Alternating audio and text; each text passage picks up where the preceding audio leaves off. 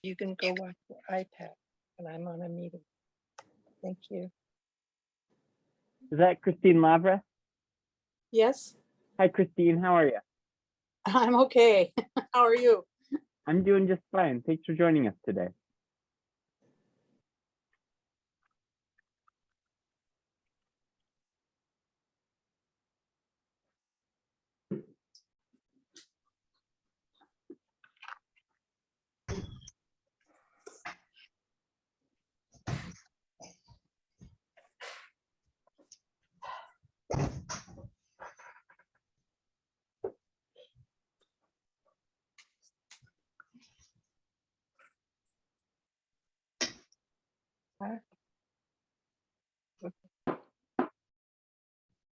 The charger is. It's 25%. So is that okay? For just a little while it is. Or you can plug it in over by okay. That will last you a little bit.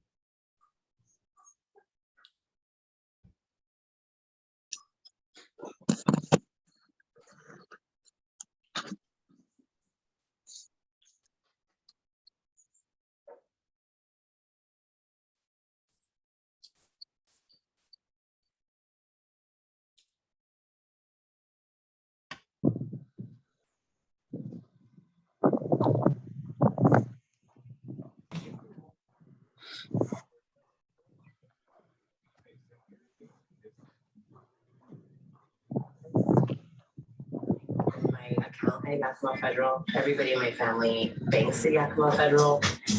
They went.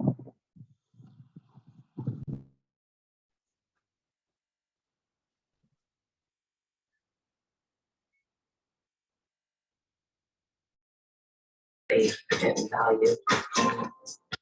My name is Breezy.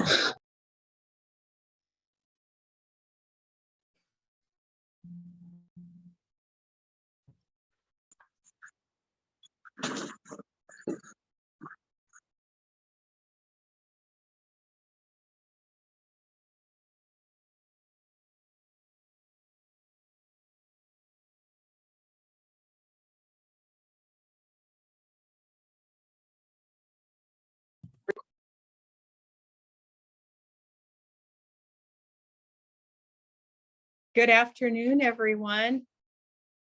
Afternoon. Happy Friday. We're so glad that you've joined us today for our leadership call. And I know you've got a schedule of the different topics that we will be addressing.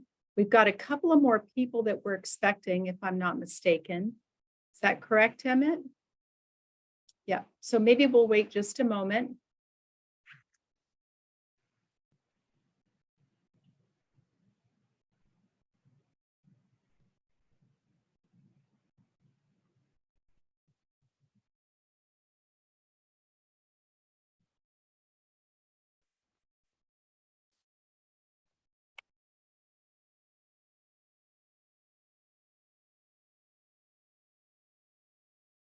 Hi, Bill. What's your last name?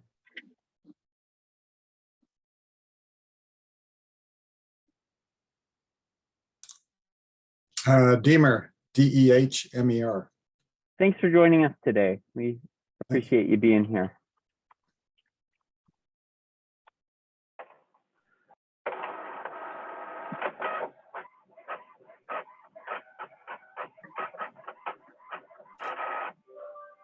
Emmett, I'm going to let you give me a signal as to when we should kick off our meeting today.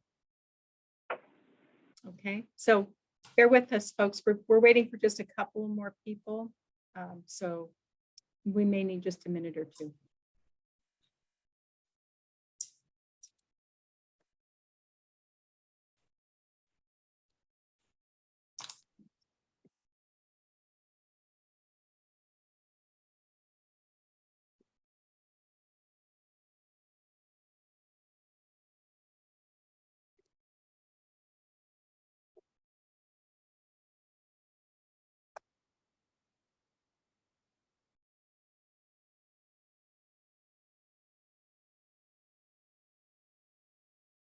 While we're waiting for folks to come in, I will share a couple of things. This next week is a busy week organizationally for RPEC. So we do have our executive board meeting taking place virtually on August 24th. We also have our legislative committee meeting that's taking place on August 26th. So I know many of you who are on the call today are already actively involved in your chapters, and you probably have both of these meetings on your agenda, but I just wanted to make note of that. And messaging will be going out with the links once again. You can also find information about both of those meetings on the website. So this is your advertisement in the lull that we have. And then the executive director's report will be out the week of the 29th. So those are a few things that are coming up.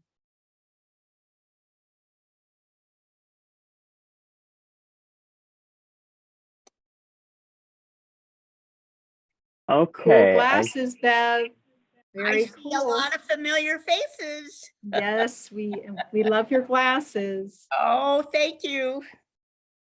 Well, I have So a better pair around here someday I'm going to wear. you showed me a conservative pair, and it was, you know, I'm used to the fun pairs that you wear in the. Here, let's try these. There you go. Oh, those are, yes, wonderful. Can I wear those? Okay, You can wear any one you want. I'll wear those I today. don't, have any of you played with the filter feature? No. on- No, but I wish I knew how.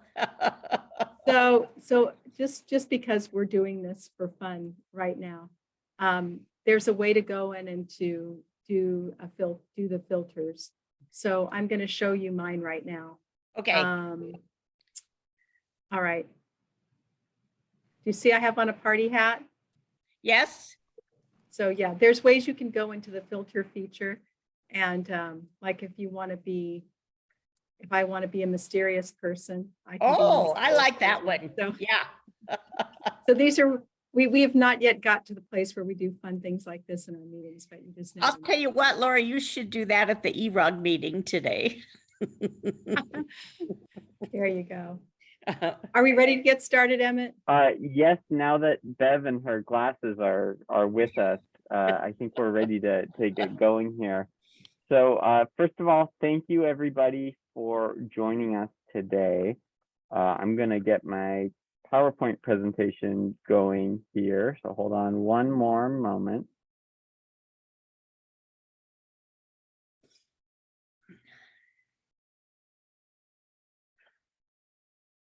Okay, can everybody see that? I cannot. No, Okay, we see that your screen, there we go. on Now now. it's I good, got it. Emmett. Yep, we're good? Okay. yep. Excellent. So this is our second monthly leadership call. We did our first one in July. And I'd like to start off by going through a recap of what we talked about at the last meeting and checking in and hearing if any chapters were able to implement any of the things that we talked about last month. So the focus was getting new members to attend chapter meetings, which is something we're going to continue to talk about today a bit.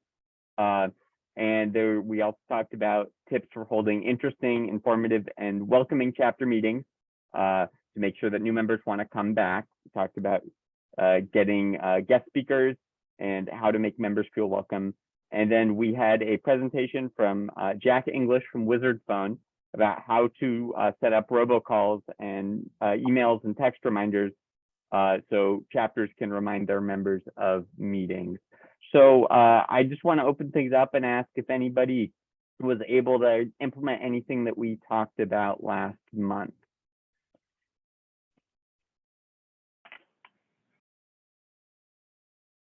This is Debbie Haig, mainly making one-on-one phone calls with the members that I have never met before.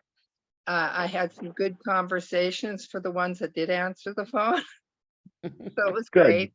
And they are interested in coming to our meetings, which will be wonderful.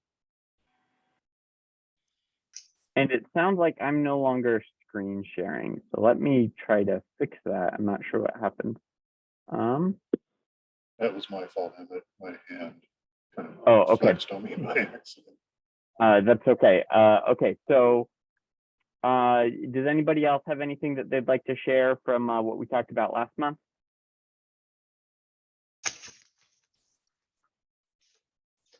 Okay, well, I will start this month's presentation then. Let's see. Oh, John, go ahead, John. Well, I don't know if it was last month's presentation or not, but it came to my attention recently at an RPEC call of some sort that in fact, a lot of the information that I receive by email goes only to chapter leaders, however that information, however that definition is set up. And I would like to propose that more communication be prioritized by RPEC so that in fact, people who have emails get all the information that I get as a chapter leader, or I get a list of all my chapter members' emails that I can use productively without having it kicked back because of spam issues whenever something is sent out to me that I deem to be important to the total membership. Thank you, John. I appreciate you sharing that, and I think that's something we can look at. The council has the capacity to send emails to chapters if there's specific information that chapter leaders want to share with their members, and we're happy to do that. But I think you raise a good point, and I think we, there's some information that we certainly want to share with all members, and there's other pieces of information that that are important to go to chapter leaders, and so we can work on that in the future. Thank you for sharing that. Okay, so our goals for this month's leadership training, we're going to talk about organizing chapter level political action committees. We have election season coming up, and we're going to be talking about what we can do both in the short term for the 2022 elections and what we can do to get ready for the 2024 elections. We're going to talk a little bit more about new member action plans. So how to engage new members. We just conducted our blind mailing in June and July, and so chapters received both in July and August large numbers of new members. So we want to make sure that we are turning those new members, those names on new member lists that I send you, into active members who are participating and strengthening our organization. And then we're also going to talk about how to chair a meeting and how to use Robert's Rules of Order. So to start things off, I'm going to turn things over to Bev Hermanson, the chair of the RPEC Political Action Committee. And I think the only thing you need to know about Bev to understand her political influence and maybe also her age is that she used to babysit the governor. So go ahead, please. That's true. You did a good job of educating him, Bev. I did the best I could. If you're all just subscribed, then they're useless. Okay, Bev, it's all you now. Okay, so where's my PowerPoint? You can't see the PowerPoint? Okay. I cannot see the PowerPoint. There it Okay. is. This is very well rehearsed, by the way. The PowerPoint currently says, what is a chapter political action committee? Oh, I can see that. Okay, Okay, got it. Well, so a chapter political action committee would be what? So let's have everyone go on mute who is not presenting, if that's possible. Thank you, because we're getting some background noise. Okay, so as you all know, we have a organization. What do I want to call it? We have a statewide political action committee, and our goal is to endorse legislative candidates, make recommendations in federal races, to make recommendations to the board in statewide races. We do interviews and so forth and so on, and make decisions. And then also we make decisions on how much money to contribute to each of these candidates. And what we need, and a goal that I have had for a very long time, and I don't know, Derek, you go back as far as I do, a little bit farther maybe. And I can't remember when it was, but we made an effort to accomplish having political action committees in every chapter in the state. And we did okay, but we didn't really, I guess we didn't really do the proper care and feeding of these committees, and many of them fell by the wayside. So what would be ideal so that we can have as much clout as possible would be if we could have a political action committee in every chapter in the state that would emulate the one that we have at the council for the statewide races. Locally, you would typically endorse local candidates.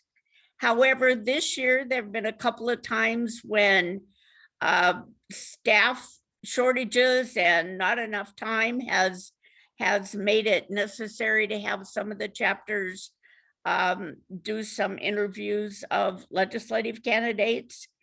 And actually some of the chapters have contributed money to some of the legislative candidates. And so if we have political action committees in every chapter, it avails us with the opportunity to work close together and to accomplish more. And so what would have to happen is every chapter would have a political action committee chairman in their chapter. And that person would be the main focal point for us to communicate. However, then they should have members that belong to that political action committee that they can call on. I mean, one person can't do these things all by themselves. So chapter 2 has started a political action committee that I think is running quite smoothly. They have a chair, they have a committee. They wrote questionnaires and they interviewed local candidates, have given money to local candidates. They've helped us out in a couple of cases with interviews where we couldn't get to them. And so it's just been a really good working relationship. And the same thing is true. The King County chapters, you know, they're kind of close together, and Colleen, you know about this, but there are a lot of them up there together, and they have put together a district, like District 9 committee. And so all the chapters participate in that, and they do interviews and they do endorsements, and they really, really have done a good job of inviting candidates in to talk about our issues. And I think they've been very successful in working with legislators and local candidates as well. And also, Johanna, your district has put together, chapter 18, I think, has put together a political action committee that also has done interviews in local races. Yes. And what that does is, first of all, if we have a contact place in each chapter, then when we know somebody needs people to work, maybe to doorbell, maybe to do mailings, other kinds of activities that candidates really need to get elected, we can go to that chapter to the political action committee chair and say, this person in your district really needs help. And can you help us put together some volunteers? Because I will tell you, I've been doing this for about 175 years. And the candidates do not forget who goes out and doorbells, who licks stamps, who stuffs envelopes. They do not forget. And when it's time for us to have our lobby day, or when we want to talk about our PERS 1 COLA or saving our healthcare right now, which is a big deal, they are very apt to open their doors to us because they know we were there to help them.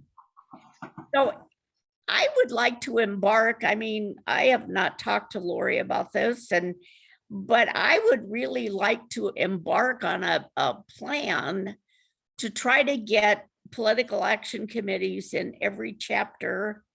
And in the past, we didn't have an Emmett who has seemingly an unbridled amount of energy to work with the members. I mean, he's there, he's ambitious, he really wants to make these things happen. And that's what it takes. We need to have somebody to lead the charge who really is interested in it and means it. Because when we did it before, we didn't have that kind of backing, and it was sort of successful, but not really successful, and it's fallen by the wayside. So if I had my druthers, every chapter would have a political action committee similar to one that we have at the council office, and we would all work together on getting these people elected. The council, we do legislative, as I said, and make recommendations on federal and statewide.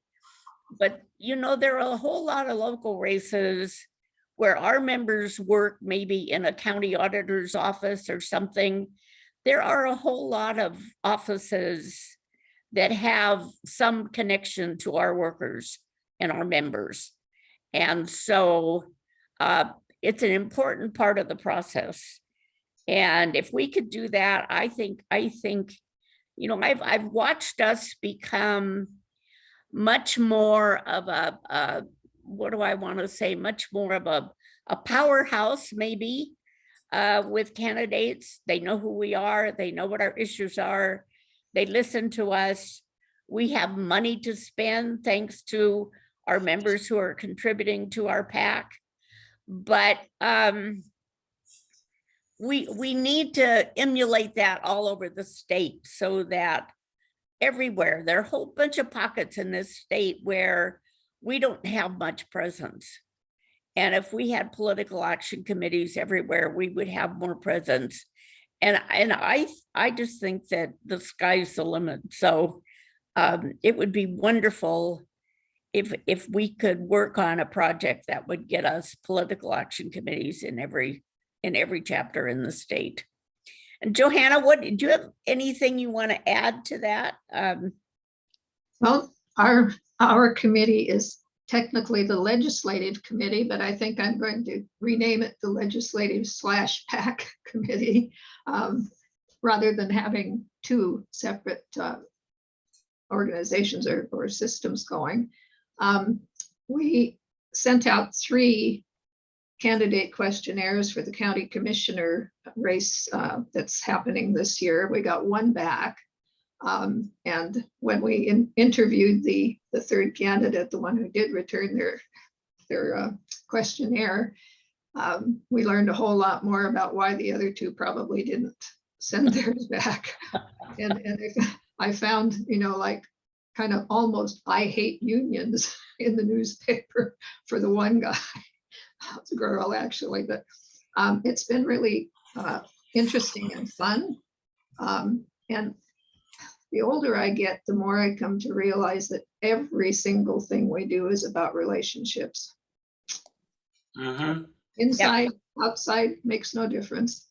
It's been fun and it's working, and we're a little tiny thing. We're not chapter 2's bunch, but by George, they've helped us. They've sent us information when we asked for it about how we might, what our questionnaires might look like and such. They've been very helpful to us, but we're just a little flea on the dog's back.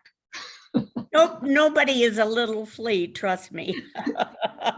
Okay. Okay, so Colleen, do you have anything to add about District 9? Yes, just a quick comment that candidates do remember us.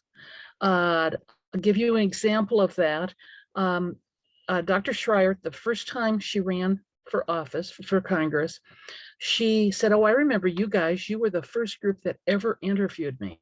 She told that to Bill Ziegler at a fundraiser, so that she's never forgotten us through these years. And that's an example of what the way a lot of them are. And so, if we decide to go through this process, then you've got people like District 9, and you've got people like Chapter 2, and you've got people like Chapter 18 who have been through it, who can be most helpful in getting everybody else started, and certainly the council pack as well. So my goal would be to have one in every chapter. That would be my, if I could retire again and feel like a success, that would be what would do it. John? We're not going to let you retire from RPEC, Bev. But I agree wholeheartedly with what you say. When I started at RPEC, I think Maria had just been hired. And before that, there was a realization, or there was a lack of realization, that everything we need is based on political will. And the only way you get political will from the state legislature or anywhere else is from participating in the political process. And so what Colleen said, there's a key word in there. Representative Schreier saw Bill Ziegler at a fundraiser, and that's the key to it, because the way politics run in this country is by money, and if you don't have money, you can't run a campaign. So we have to make sure that we are endorsing and supporting candidates who believe, as we do, that unions ought to be available to everyone who wants to have one, and that retirees deserve, especially public retirees, deserve an adequate pension. But I wanted to also ask, Bev, how do local chapters that are endorsing and want to contribute to local candidates, be they county commissioners, a county council, or perhaps city councils, how are they supposed to coordinate their contributions? Don't they all have to go through the RPEC PAC? Yes, they do. And we have a process. The chapter would say we have endorsed so-and-so for city council or whatever, we want to contribute whatever amount of money to that candidate. And so we would then, at the council level, we would do the contribution with a letter, though, to the candidate saying, this is a contribution from chapter whatever, and say who the, in this case, maybe who the chair is of the campaign committee, or the president of the chapter, and say, if you'd like to reach out to them and thank them, this is how you get a hold of them. So we make sure that the chapter gets full credit. Gunther? You're muted.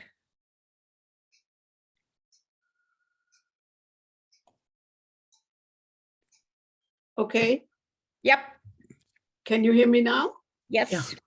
I have nothing big to say, except I wondered how many chapters are meeting in person.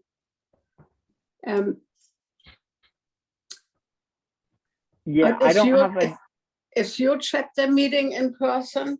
You know, since you did so well with your political action committee.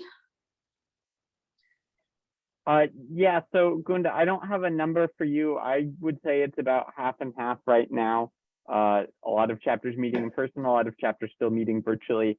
But chapter 2, which has one of the most active legislative political action committees, has been meeting virtually. And so it's possible to do it either way, I'd say. Right, so my question is also, you said it was quite successful what you did for the candidates. Did any of the members volunteer for phone banking or door knocking, or how did you do it? Did you? I mean, I find even on Zoom meetings, they are not that, I mean, the attendance is not fantastic. So we might have 10 people, 12, or sometimes 8. So how did you make it so successful if not everybody attends on Zoom even? I commend you. I think it's great. I just wondered if I wanted to do it for chapter 8, you know, would it work? Well, when I was at the Federation, what we did, I mean, the political action committee made phone calls. And I think Colleen would say that that's kind of what she's done too. You just have a list of the members and you make phone calls and you say that this person that we've endorsed needs door knockers or whatever. I see. Okay. Yeah. Yeah. So okay. So your outreach was to members, not to the Right. public. No, to members only. Yeah. Okay. All Yeah. right. Thank you. You're welcome. I think that's great what you did. Bill?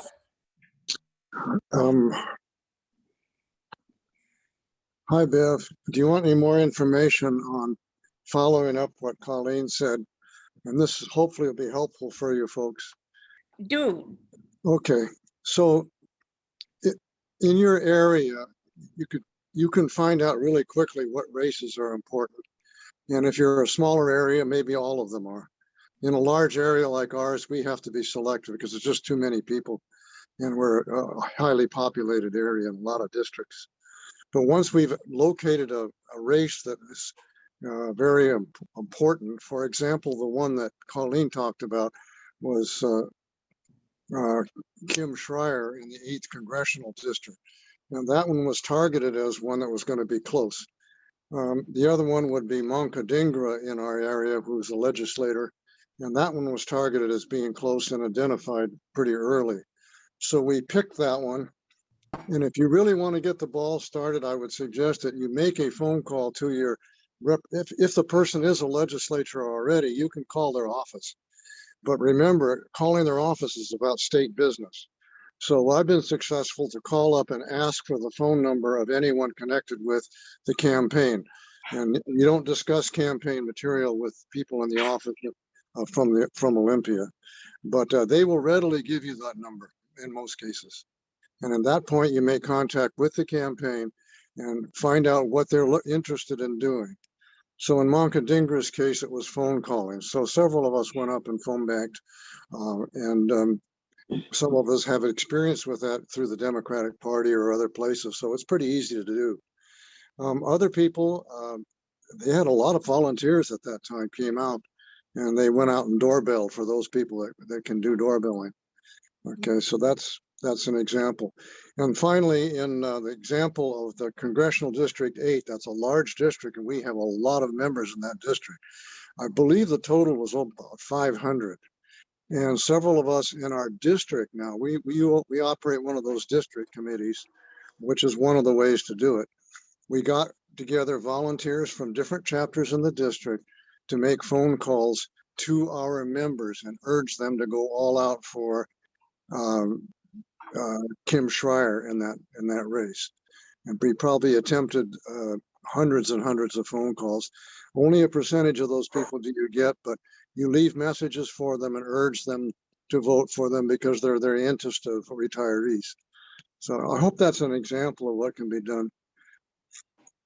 Well, and also the State Labor Council and other organizations That's may correct. have a doorbelling day or whatever, and that request might come into Emmett in the council office.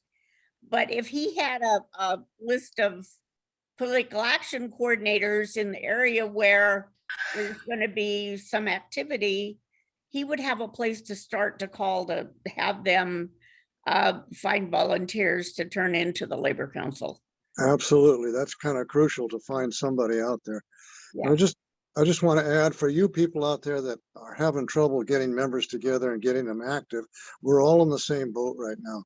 So one possibility is to combine forces and I said, be selective about what you're going to support, but involve people from different chapters and do a little bit like what Chapter 18 has done and put together a committee. And it's really a matter of just activist people interested in political action. And I think the interest is starting to increase, I believe, because of the reasons that Bev stated. So. And I have a personal thing that happened to me when Patty Murray first ran for Senate.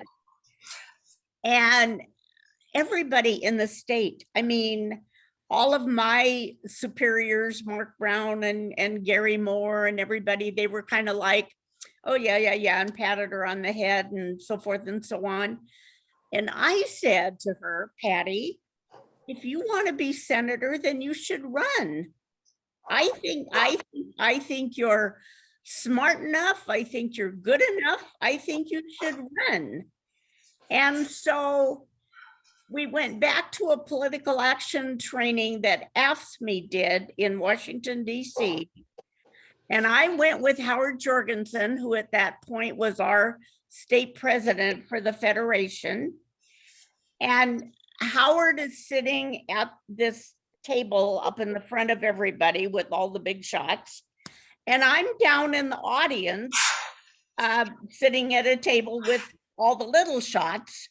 And Patty was our speaker, and she came in and she looked around and she saw me sitting down there and she said, I would like to say a personal thank you to Bev Hermanson.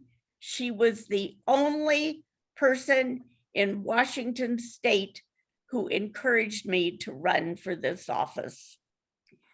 That was a big deal for me. Wow. And here's Georgie sitting up there, our big shot, and she didn't mention him at all. So, So, you know, they do pay attention. They do pay attention. So are there other questions? I mean, you know, this is kind of a big undertaking for us if we do it.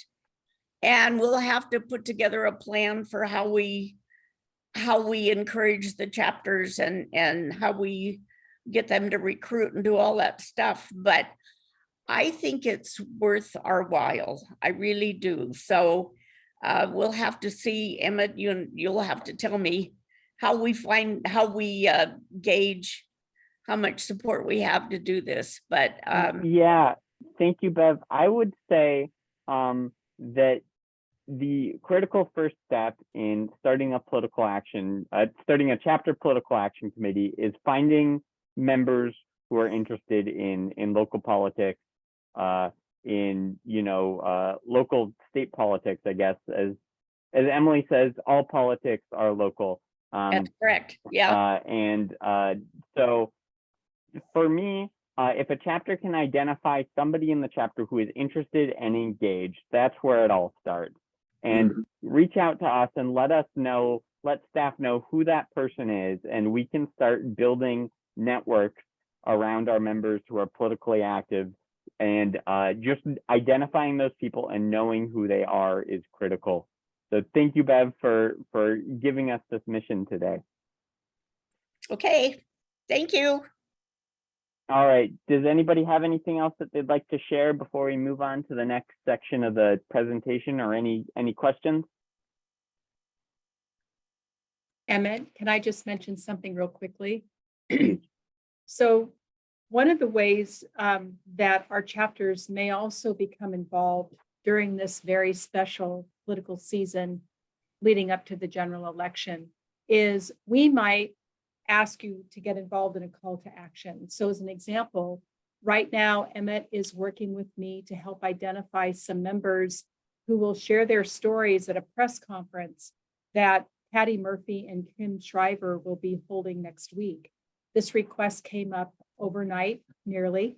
And so we've kind of sprung into action. And so you may get a call or an email or a text message from Emmett about these kinds of opportunities. And this is yet another way that chapters can be working in concert with our PAC. So I'm just letting you know that there's a variety of ways that we can work together, both at a council and at a chapter level. That's a great way to start, Lori. Yeah. And you know, you need to find somebody who's willing to be a chair, and then build a committee around that. Yeah. Okay. Thank you, Lori and Bev. And I'm just going to reiterate one more time that the next step that we're looking for chapters to take is to identify somebody who is interested in political organizing at the chapter level, who is interested in politics, and sharing that information with the council. So thank you, everybody. Maybe we might want to do a mailing to remind them. We could do that. Yeah, thank you. Yeah, I think that's a good idea. Yeah. Okay. Alma Jean, do you have your hand up? Yes, I'm wondering, in our recruitment materials, is there a tickler list of areas of interest that prospective members can check off? I'm sorry, are you talking about our new member packet? Yes. Do you have a list of the areas of work that they can check off that they are interested in? No, such that's as not something that. Yeah, thank you for that idea. That's not something that we're doing at the moment, but it's certainly something that we could consider doing. Lori, you have your hand up. Trying to get help. I couldn't get off mute. So I just wanted, I kept trying, touching the button. So I wanted to just say that, Alma Jean, that's a really wonderful suggestion. And it kind of ties in a little bit to the next topic that Emmett is going to lead us into. And it has to do with new member engagement. So we'll pick this back up in just a second. So I just wanted to, I thank you. good segue. Yeah, do you know the secret? Okay, well, thank you, everybody. So the next thing that we're going to talk about is we're going to build on what we discussed last week about turning new members into engaged members. So chapters the last 2 months have received, most chapters have received rather substantial abstract changes reports that have large numbers of new members, because we just did our 2022 blind mailing, and we've seen quite an influx of new members. And our blind mailings are really good at bringing us new members, but we need to put additional effort into making sure that we are turning those new members into engaged members. And we are finding people who are interested in helping us lead this organization and being a voice for retirees around the state. So let's see. So I want to talk about new member touch points. So touch points are interactions that our organization has with new members. So every time you contact a member, that's a touch point. You are reaching out and touching them. And so once a member has joined, they receive a new member welcome letter and packet from the council office that we mail out. That includes information, a little booklet with information about our organization and sort of our structure of governance, so they understand, you know, what they belong to. There's also a letter that has their information about which chapter they're in, who the chapter president is, and chapter president's email address and phone number, so they can get in touch with them. And so that's what happens to every new member by default. Then if chapters are doing newsletters, new members will receive the chapter newsletter once they become a new member. And beyond that, there are other steps that chapters can take to really reach out and engage these new members. So chapters can make, we encourage chapters to make phone calls to new members. Debbie Haig, chapter 30, was talking about that earlier. And you can send emails, personalized emails, or even handwritten notes to new members. The more personal you make it, the better chance that you're going to bring somebody into the fold. And it's really critical that we're reaching out and making new members feel like we want them to come to meetings, that we want them to join the project that we're working on, and we want them to come to us. So does anybody have any suggestions for other touch points, other ways that new members can be reached out to? What has worked in your chapter?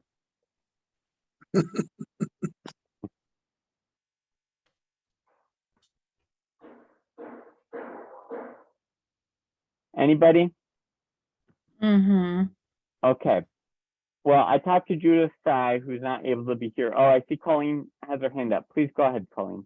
Yes, when you're welcoming new members to the chapter, if you are able to have a conversation with them, it is a primary time to find out what they really are interested in doing, so that you could utilize that for the either present or future, depending upon what you're working on. That's excellent. Thank you. Yeah, I think it's really important to find purpose, to make sure that there's purpose in what we're doing. And some people will come looking for purpose in our organization. And it's important that we have opportunities for them to serve and help us with our mission. Candy and Christine. Hi, Christine here. I was thinking that our chapter makes membership phone calls for the new members, but then we're inviting them to a Zoom meeting, giving them the information that they need to come onto it. And then also telling them that we have virtual door prize drawings, so they could get up to $25. We have 3 of those that our chapter does to encourage attendance. And then, just as she was saying, invite them to tell them about our different committees, and that we have room for them in some place in our RPEC organization where they can do things that inspire them and help other people. So it's just a nice talk with and try and get them to respond. thank you, Christine. That's all excellent information, and I would encourage chapters to do the same. Alma Jean. Yes, I'll share with you. I've shared this before, for those who haven't heard it, how I was introduced. I was basically unprepared and totally overwhelmed. I was invited to lunch by a friend, but I didn't even know was a member of RPEC. And when I got into that chapter meeting, the speaker that they had for that meeting was speaking on a subject that was important to me. Not only was the subject matter of relevance, the meal, the free lunch was wonderful, the camaraderie was good, it was worth my time. And so I'd like to encourage to advertise, to get the information out to your members of what it is that you offer for your meetings, and try to get them and include them when they come into a meeting, that you show them hospitality, introduce them, learn about them in that meeting. And in my first meetings with RPEC back, 2014, I think it was, they introduced me and asked me something about where I had worked, what I was bringing to RPEC. And we don't do that as much as we used to. And I think it's a real good strategy. Well, Alma Jean, if I didn't know you were on the phone, I would have thought maybe you just read the next slide of my PowerPoint presentation, because you knew exactly where this was Or going. she's a mind reader, right? Yes, yeah. So yeah, once you get new members at meetings, it's really important that they feel welcome. Introduce them, make them feel at home. As Debbie Haig suggested last month, if you're the chapter president, invite them to sit next to you, put them in the middle of the action, make them feel like they are part of the group. And so I appreciate you sharing all of that, Alma Jean. We can also invite new members to participate in our council-wide meetings, in our committee meetings, and our leadership training monthly calls, and invite them to take part in what we're doing at the statewide level. Colleen?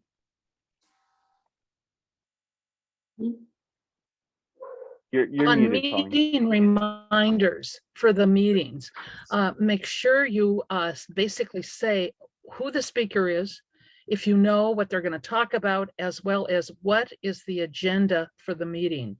As I've been told by newer members as well as prospects, younger people, that unless I can find out or hear that there's something actually that's going to happen at that meeting, I'm not going to come. We should keep that in mind when we're preparing meetings. Thank you. That's really important. Thank you. And that builds off what we talked about last month, and making sure that you're bringing in a quality guest speaker who's going to be interesting to members, that you're going to be sharing important information with the members who come to the meeting, and that you're going to be giving the members a call to action, something that they can walk away and do, an action that they can take after the meeting to help us with our mission. Candy. Thank you. Spokane does robocalls, and I've always encouraged all the chapters to do the robocalls. In the robocall, then we tell them that where the meeting is, what time, and then what we are doing. Just like Colleen says, we let them know what kind of speakers. And then in our newsletters, we let them know, what's happening, what's coming up next, and the phone numbers to get a hold of our president, Gail Spaeth. And that we just welcome them. We have them stand up and tell us who they are, where they came from, also, because that makes them feel more comfortable and united with the group of people. Yeah, so I think the robocalls for us is a good reminder, because we're old and we do have a life besides this, that we have a reminder as to, hey, oh, I forgot I got a meeting coming up. Just like when the doctor and the dentist send you a text or a call and say, hey, you got an appointment, it reminds people of what, what we're asking them to do. So thank you. Thank you, Candy. That's all excellent. All right. Another thing that you can do is when a new member comes to a meeting, you can follow up with a thank you note after the meeting make sure that they understand that that their presence at the meeting was valued and important, and that you want them to come back.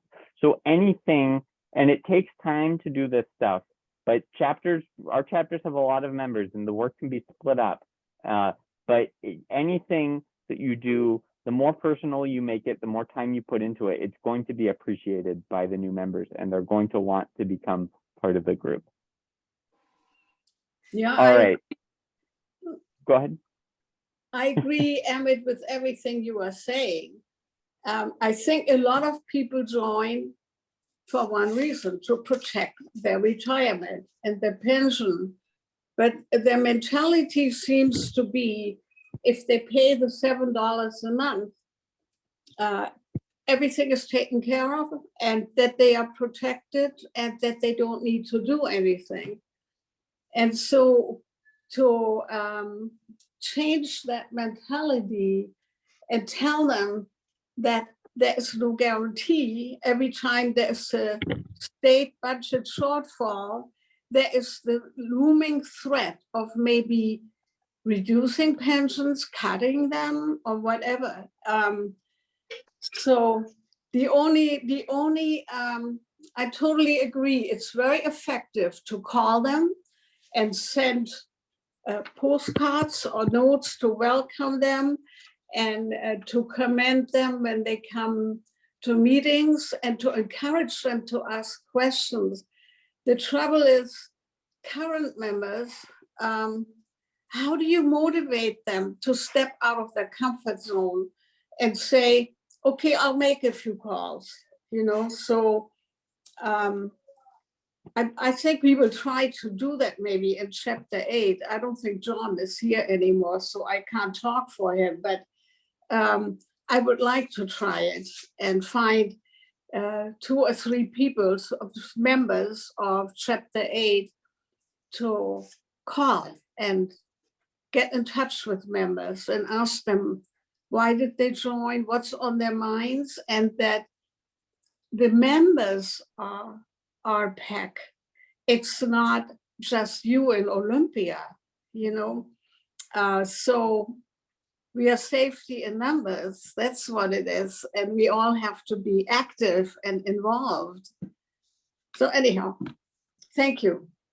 Thank you, Gunda. That's really excellent. I think it's important to never give up on members and to continue to ask. Ask multiple times, even if it doesn't work the first time.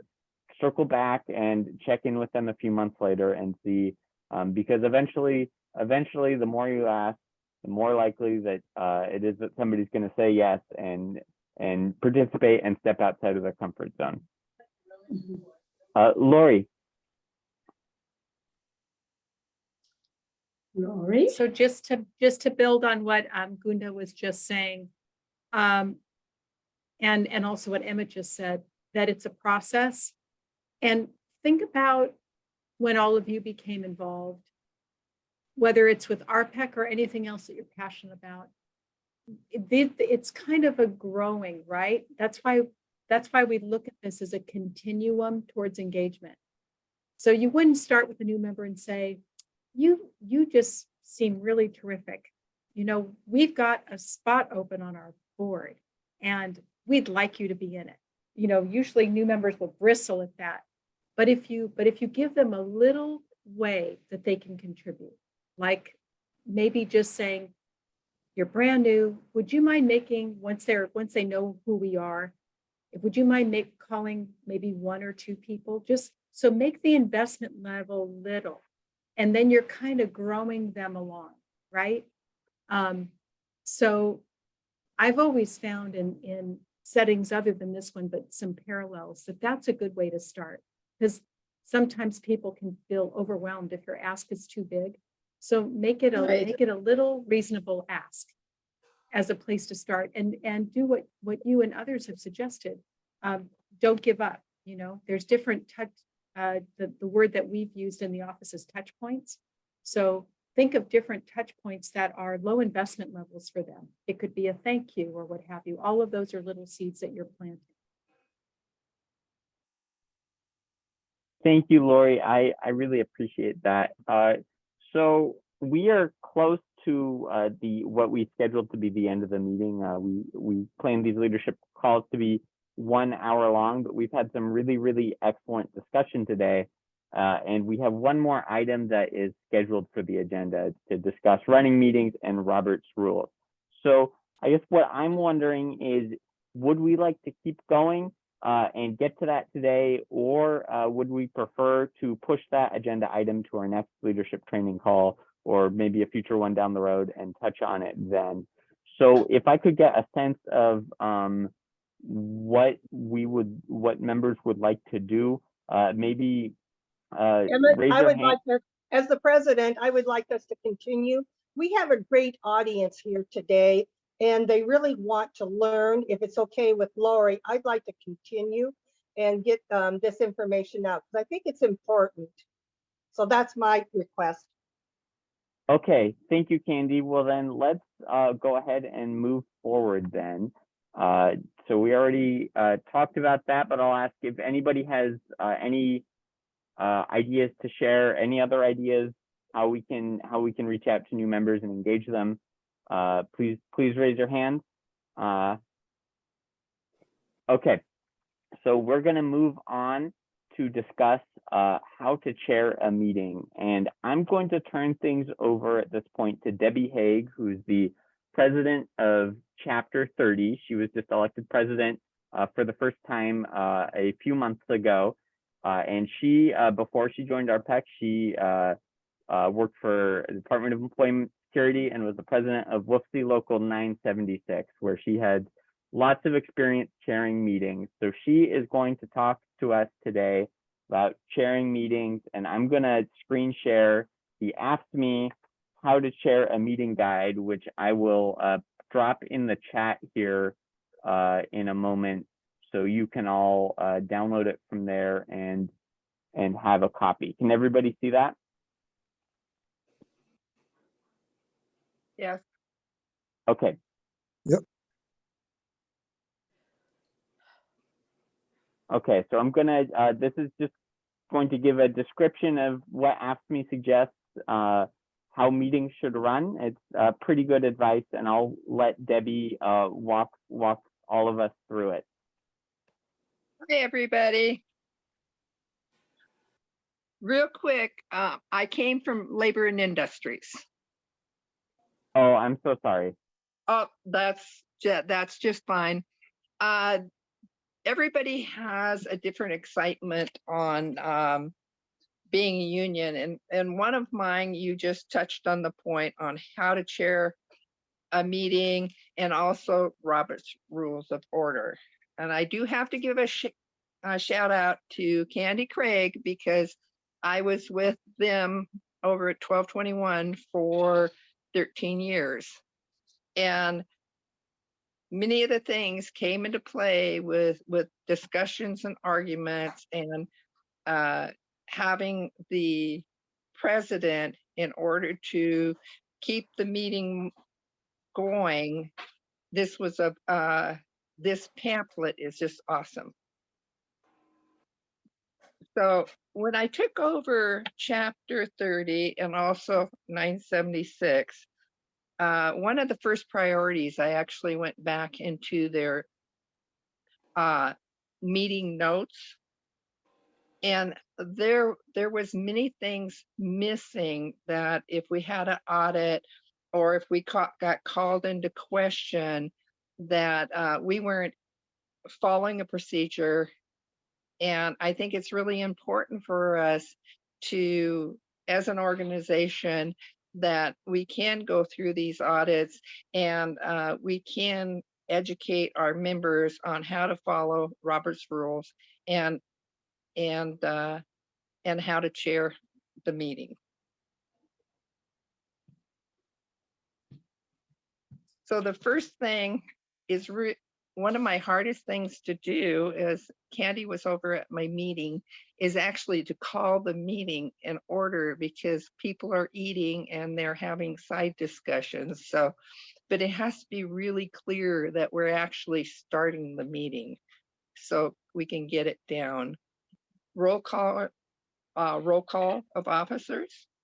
is important because it's got to be in the meeting notes that what officers were there. Reading of the minutes, that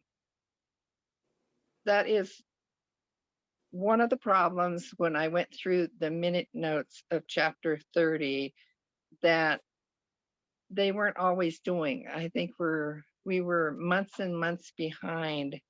And these minute notes need to be clear. They need the information in them, and they need to be approved by the membership.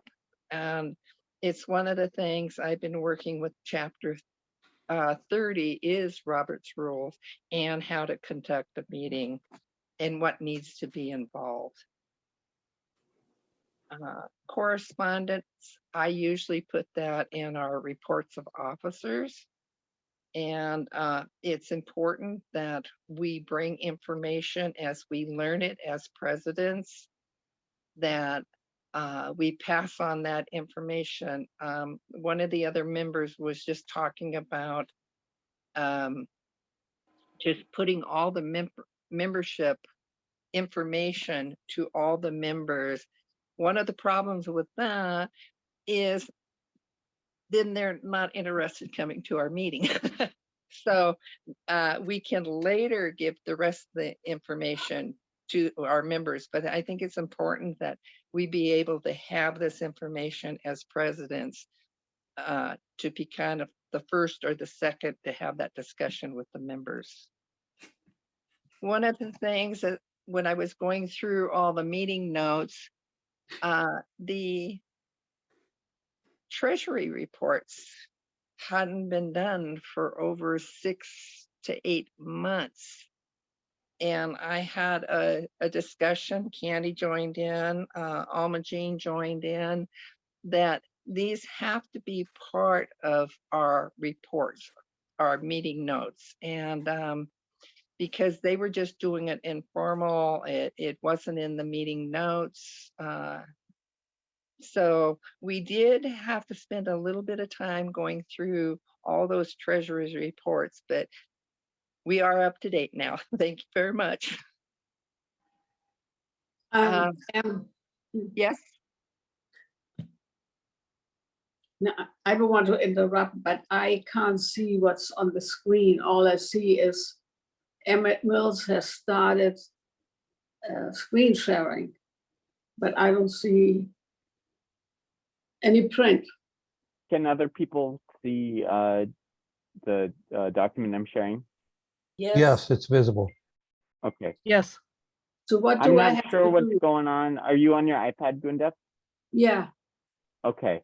Yeah, I'm not exactly sure what the issue is. I'm sorry. We can talk about it after the meeting. sure. And okay, thanks. Okay. We're not quite on our staff and committee reports. We do have staff reports that the members are very interested in. We, at this time, when I came on board, there were no committees. We're going to be activating that in the foreseeable future. And it's one of the things that as a new president and trying to learn where I was through reading past minute notes, I am still working on trying to get some committees organized and going. But I do have burnout because we became very small.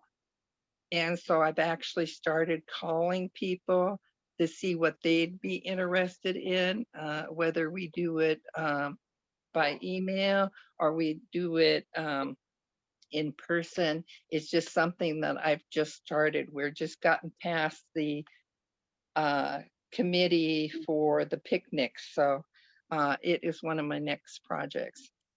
Unfinished business. One of the things that's important about unfinished business is people want to know when they put in something where it is. And it's, as a president, I might forget if it wasn't written in my notes. That is some of the things that we need to talk about. So we share, and it's important those people, they feel part of the group and not ignored. So they'll come down, they'll come back. They'll become engaged. Under new business, it's one of my problem areas between Robert's Rules of Order and people making motions. I think recently we had a motion to increase our food at meetings. Another member wanted to raise it to a higher amount. That person that originally made that motion did not accept that friendly amendment. So getting them back on track, that we're not talking about the $20 or the 25, we need to go back to the $20 because that was the motion and that was the one that was seconded. And trying to get members to understand we need to go back there, and that they will have a point where they can make a decision during discussion and a vote that they either want to accept it or reject it. And then good and welfare, I like good and welfare because you can add a lot of information as things come in. Also, I did a community where they were doing small repairs on vehicles, or excuse me, small repairs on appliances. So I did, as I was calling through members recently, they said, hey, you know, I kind of like that because I actually had some stuff and I took it in and got it fixed.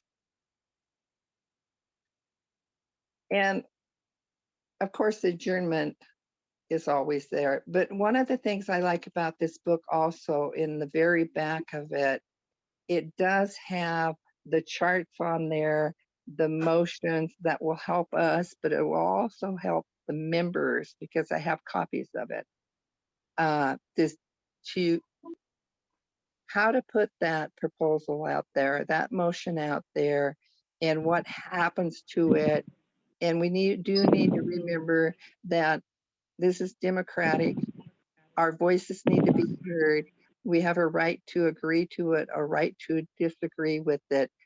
But the final decision when we move to vote, that's where we make the decision whether that motion goes forward or not. Are there any questions? Are you Yeah, all it have looks been like through this?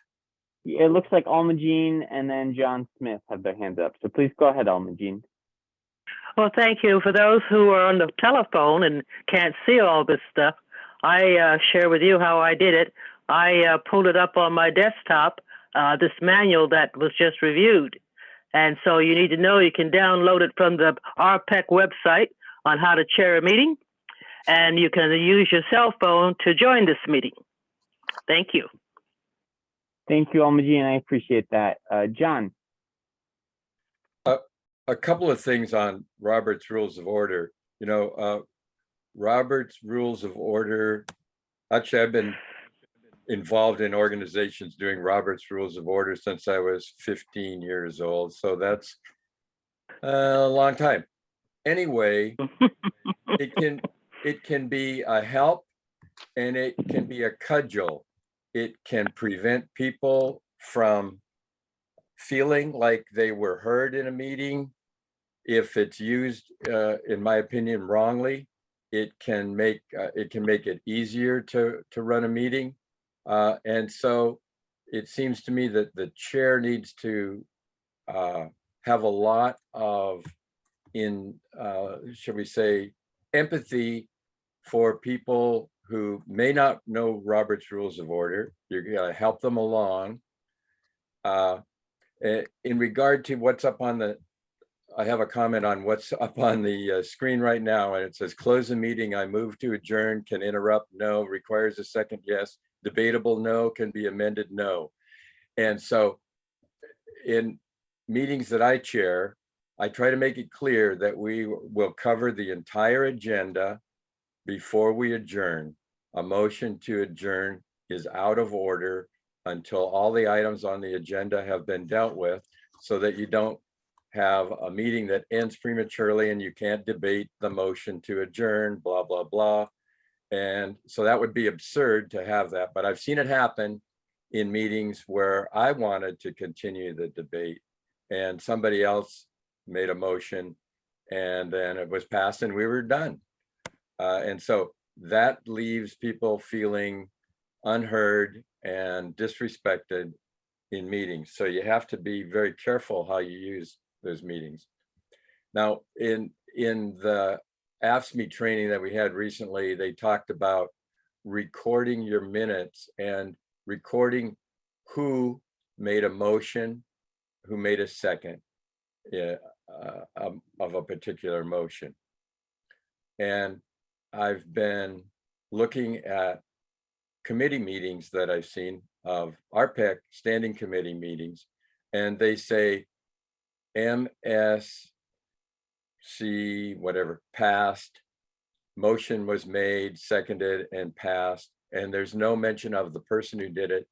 And so I think that does a disservice to members participating in the committees if you don't know who made the motion, who seconded it. So you can't go back and talk to them about what happened and why they chose to do what they did. So I think that ought to be integrated into the standing committee minutes, that we have the person making the motion, the person making the second. So I'll stop there.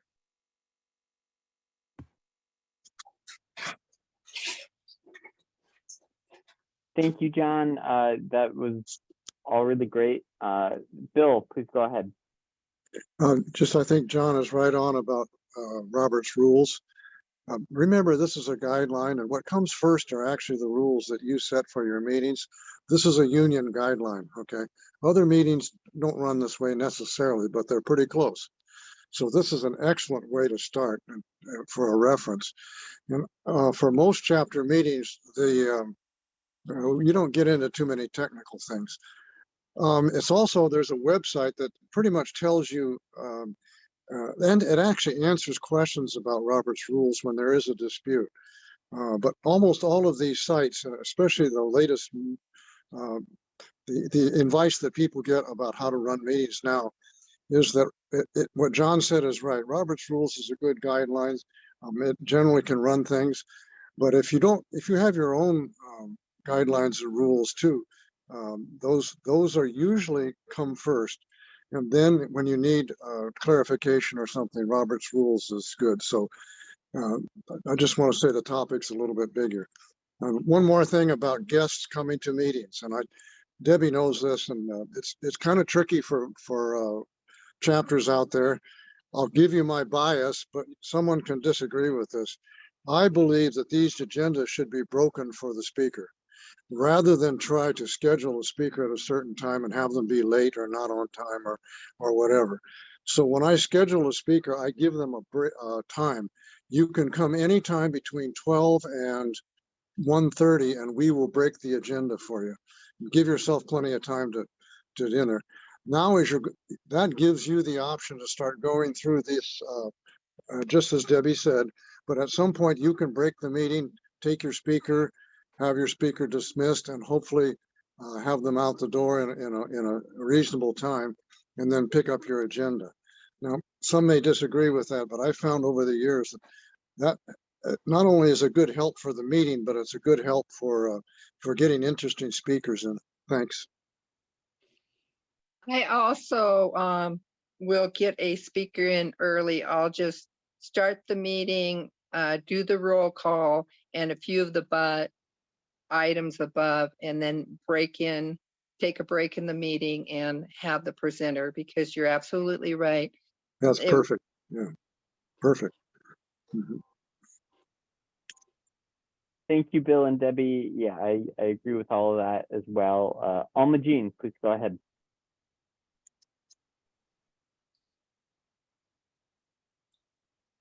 Yes, thank you. Just one thing I have not heard. which I think some chapters are perhaps not doing. It's called a transitional meeting from one year to the next, new officers coming in and old ones retiring. A transitional meeting to prepare a new president, for instance, on how their meetings will run. Give them some background, a little history on the past, get acquainted time, transfer of records, those types of things. And I think a lot of our chapters never do that process, and it can make a big difference. You can actually lose a leader behind feeling so overwhelmed by what has not been done. They have to first clean up what hasn't been done before they can get on with the new way or the current way or whatever way they want to see the chapter run. Thank you. Thank you, Almagine. I think that's, yeah, good advice. Yeah, Robert's rules, and a couple of people have touched on this. It can be daunting for somebody who hasn't run a meeting before, and it can be daunting for a member who hasn't ever participated in a meeting under Robert's rules before. And we don't want to let it, we don't want it to be a barrier for participation. And so it's really important, as John said, that, you know, the way that it's used is welcoming, and that, you know, that an environment is created where it's okay to make mistakes. And if a member tries to do something that's not exactly in line with the rules, the way that you know, correct them is kind and makes them continue to feel welcome at the meeting. Does anybody else have anything to share about running a meeting or Robert's rules?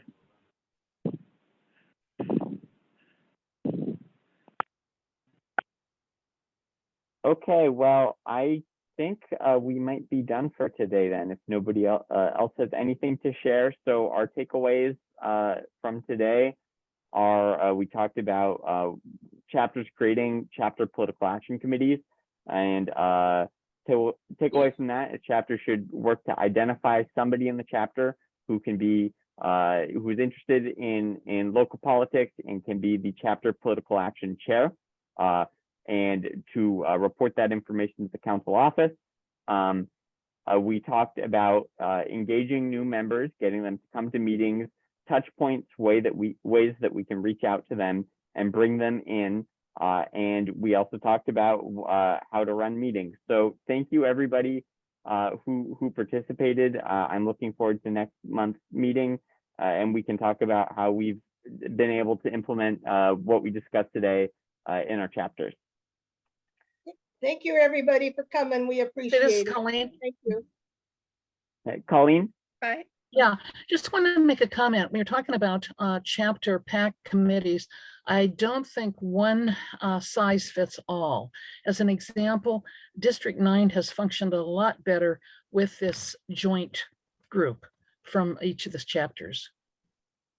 Thank you. Yeah, I think that's exactly right. And, you know, different setups make sense for different chapters. And in King County, there's many legislative districts, many members, and chapters that have overlapping boundaries because they're employer based. So it really makes sense to do things at a district level, and it might make sense for other districts to do that as well. So thank you, Colleen. Okay, well, thank you everybody for coming today, and we'll see you next month, if not before then. All right. So long. Thank you. Adios. Thank you.